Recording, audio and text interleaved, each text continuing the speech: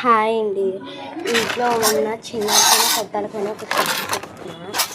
మన జుట్టు లాంగ్ కావాలి, నాకు నల్లగా ఉండాలి అని ఉంటారు కదా వాలంటీర్కి. ఇదైతే అందరికి ఇక్కడ వాడుకోవచ్చు, నార్మల్కి కూడా. ఇదిగోండి, కలబందు, పుదీనా,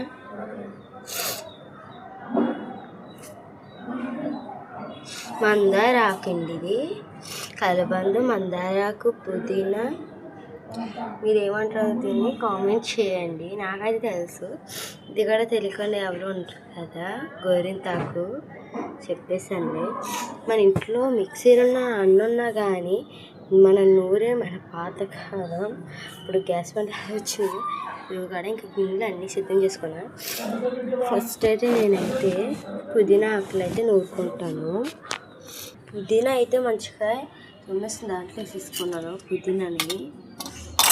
ఆ తర్వాత అయితే మందారాకులు ఇట్లయితే కడుక్కోవాలి. ఎన్నాక కడుక్కున్న తర్వాత మొత్తం తీసుకోండి చేతి వరకు. దాని నీళ్ళు పిండుకొని, నీళ్ళు రాకూడదు అసలు. దాంట్లో కూడా యాక్చువల్గా నీళ్ళు రాకూడదు, మన అది ఫెయిల్ అవుతుంది. కానీ నీళ్ళు తక్కువచ్చిన వల్ల సరిపోయింది.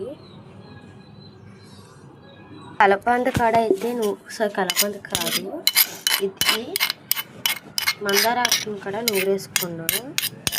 మందారాకు అయితే బాగా పట్టింది అనుకున్నాము, కానీ ఆకులు వచ్చేసి వీక్సేలా అవుతుంది.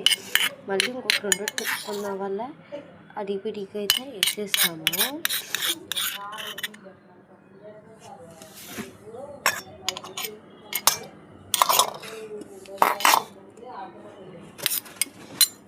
ఇప్పుడైతే కలబంద వేసేసుకోవాలి.